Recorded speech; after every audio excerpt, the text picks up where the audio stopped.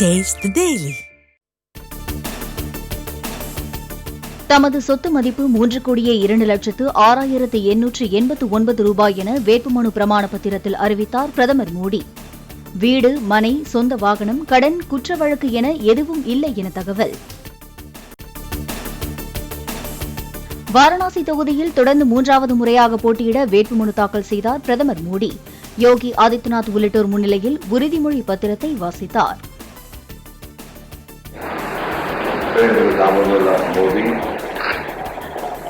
लोकसभा में स्थान करने के लिए अभ्यर्थी के नाम निर्देशित हुआ. வேட்புமனு தாக்கல் செய்த பிரதமருக்கு நேரில் சென்று வாழ்த்து தெரிவித்த கூட்டணி கட்சித் தலைவர்கள். தமிழ்நாட்டிலிருந்து அன்புமணி, ஜி.கே. வாசன், தேவநாதன் உள்ளிட்டோர் வாரணாசியில் முகாம். தமிழ்நாடு மற்றும் புதுச்சேரியில் +1 தேர்வு எழுதிய மாணவர்களில் 91.17% பேர் தேர்ச்சி. கடந்த ஆண்டை விட இந்த ஆண்டு 0.24% அதிகம் பேர் தேர்ச்சி அடைந்துள்ளதாக அரசு தேர்வுகள் இயக்ககம் அறிவிப்பு. தமிழ்நாட்டிலேயே அதிகபட்சமாக கோவை மாவட்டத்தில் 96.02% மாணவர்கள் +1 தேர்வில் வெற்றி. மிக குறைந்த அளவாக வேலூர் மாவட்டத்தில் 81.40% மாணவர்கள் தேர்ச்சி. நெல்லை, தூத்துக்குடி, தென்காசி, கன்னியாகுமரி, விருதுநகர், ராமநாதபுரம், தேனி, திண்டுக்கல் மாவட்டங்களின் ஓரிரு இடங்களில் நாளை கனமழைக்கு வாய்ப்பு.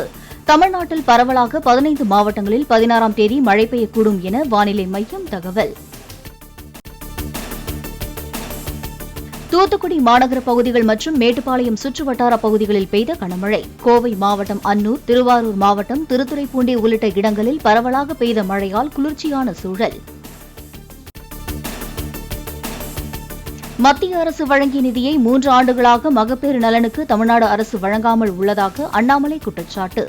மத்திய அரசின் நிதி மக்களை சென்றடைவதில்லை என்றால் அவை எங்கே சென்றது என்பதை திமுக அரசு விளக்க வேண்டும் என்றும் வலியுறுத்தல். காங்கிரஸில் இருப்பதே கொஞ்சம் பேர், இதில் அணிகள் இருப்பது அவமானம் என செல்வ பெருந்தகை கருத்து. கட்சியை சீரழித்ததே கோஷ்டிகளும் குரூப்பும் தான் என்றும் பேச்சு. இருக்கிறதே கொஞ்சம் பேர், இதுல என்ன அணி, இதுல என்ன குரூப், அது எவ்வளவு பெரிய அவமானம். அது அதான் நாம எதிர்கொள்ள வேண்டும். இந்த கட்சியை ஓரளவிற்கு சீரழித்தது என்றால் இந்த அணிகளும் இந்த குரூப்பும் தான். பொய் தகவல்களை தெரிவித்து வாரிசுரிமை சான்று கோரி விண்ணப்பிப்பவர்கள் மீது குற்ற வழக்கு பதிவு செய்ய நடவடிக்கை எடுக்குமாறு உயர்நீதிமன்றம் உத்தரவு. அனைத்து வருவாய்த்துறை அதிகாரிகளுக்கும் 5 வாரங்களில் சுற்றறிக்கை பிறப்பிக்க தமிழக வருவாய் நிர்வாகத்துறை ஆணையருக்கு அறிவுறுத்தல். வைகை அணையில் நீர்திறப்பால் வைகை ஆற்றில் பொங்கி பெருகி ஓடும் வெள்ளம்.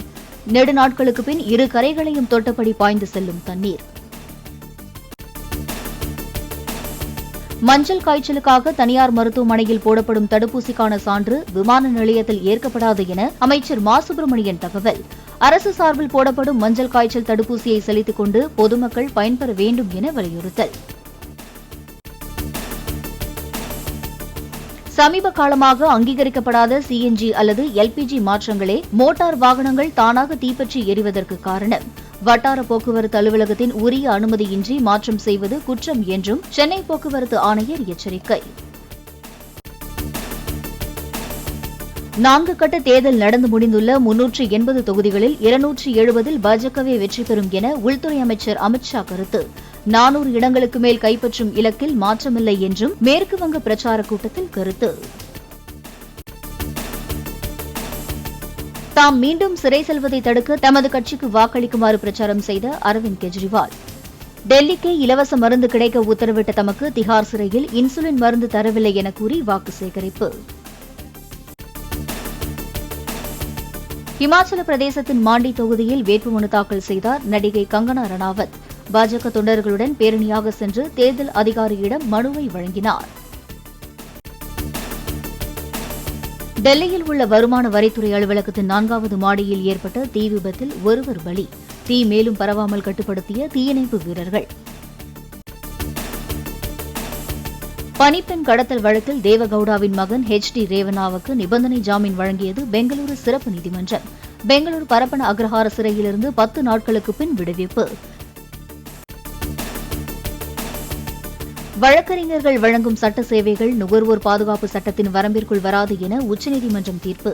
வக்கீலால் பாதிக்கப்படும் கட்சிக்காரர் பார் கவுன்சிலிடம் புகார் அளிப்பதுடன் சிவில் வழக்கு தொடரலாம் என்றும் நீதிபதிகள் உத்தரவு.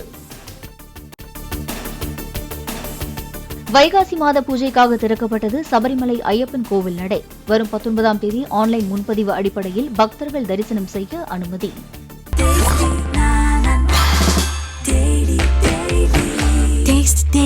Taste the Daily.